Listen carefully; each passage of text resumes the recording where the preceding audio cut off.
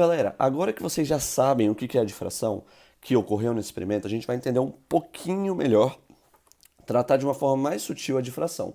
Vamos lá, olha só. O tamanho desse orifício é uma palavra feia, não é mesmo? O tamanho desse buraquinho aqui deve ser da dimensão do comprimento de onda para melhor observar o efeito. Ou seja, para melhor observar este efeito aqui, o tamanho desse comprimento, desse trequinho aqui, ó, essa distância que eu desenhei D, tá vendo D aqui? Esse tamanho tem que ser proporcional não, mas na mesma dimensão que o comprimento de onda. Por que disso? Por exemplo, se for, deixa eu tentar desenhar aqui, não tem espaço, né? Mas vamos supor que eu desenhe aqui, ó. Eu tenho frentes de onda que estão chegando, e aí a minha fenda é desse tamanho, ó. Olha o tamanho da fenda. O que vai acontecer com essas frentes de onda? Elas vão passar, meu jovem. Elas vão passar. Aqui, ó, passei tudo. Então, ó, o tamanho do orifício deve ser da mesma dimensão, né? Não tem que ser o mesmo valor. Tem que ser na mesma dimensão ali, a proporção de 1 para 1, para melhor observar o efeito.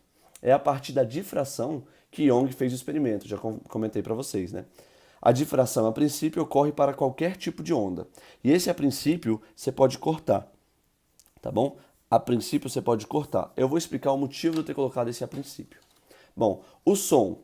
Pensa só. Se você está lá na sua sala de aula e tem duas meninas no banheiro, né? Não, que merda de exemplo. Mas vamos continuar. Duas meninas conversando no banheiro. Uma utilizando um box, a outra utilizando o outro.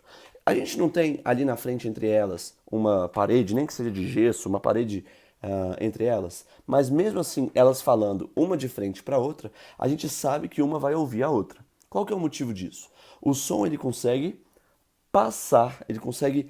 passar o obstáculo que seria a parede. Então, o som consegue difratar com facilidade nesse exemplo.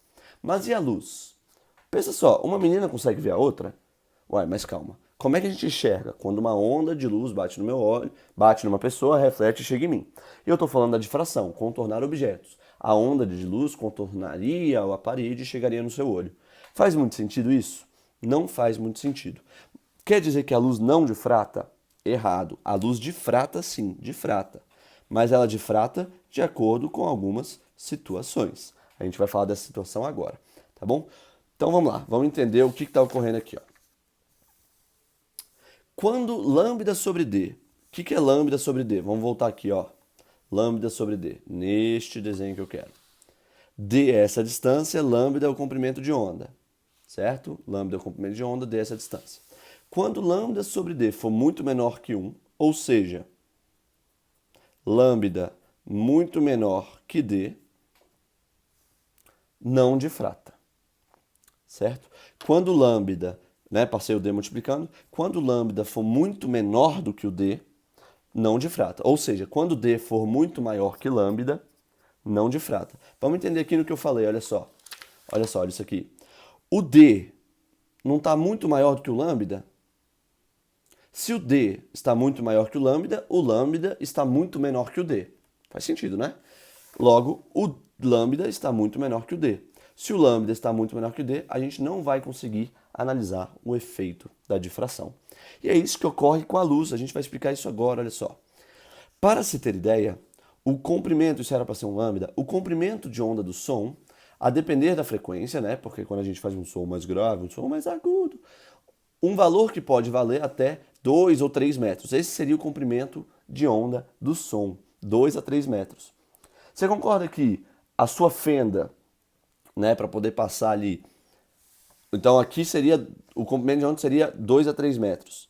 A sua fenda que teria que passar, faz sentido então o som conseguir difratar? Porque a gente está falando de coisas muito grandes, né? Então consegue, não tem problema. Agora olha só, o lambda da luz vale em média 10 a menos 6 metros. Muito pequenininho, muito pouco. Então esse é o comprimento da luz, né? Da luz, supondo a frequência da luz e a velocidade de 3 a 10 oitava no vácuo. Mas a luz pode difratar e formar as tais franjas de difração. Franjas de difração a gente consegue ver até em alguns exemplos na nossa própria casa. Se você analisar a luz, quando a gente põe a luz em algum objeto, você vê uma sombrinha e vai vendo alguns tracinhos nessa sombrinha. São essas franjas da difração, tá bom?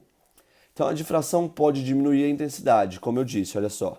A intensidade aqui, ela é menor do que a intensidade aqui. A difração pode diminuir a intensidade.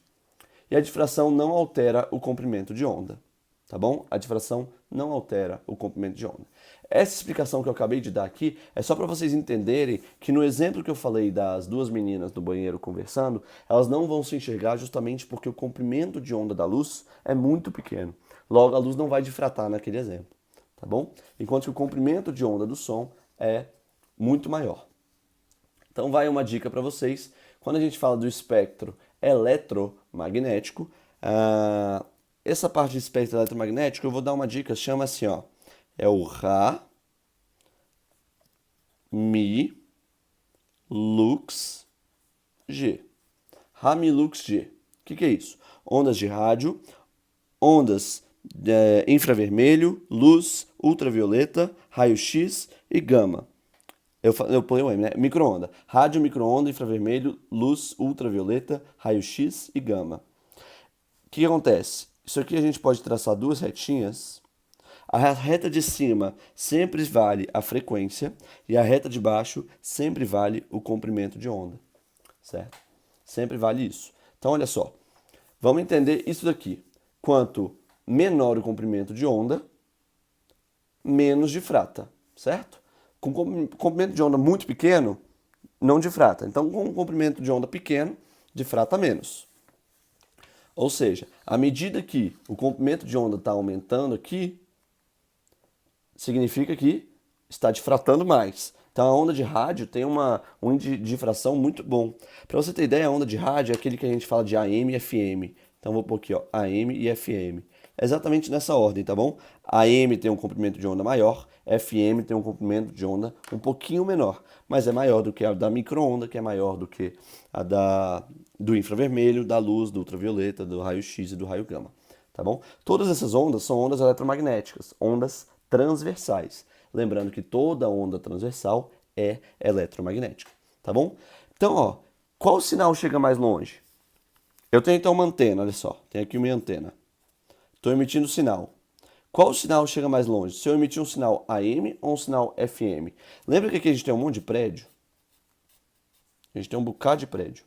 Se a gente tem milhões... Eita, não dava pra ver. Se a gente tem um monte de prédio aí, eu preciso de ondas que conseguem difratar melhor, né?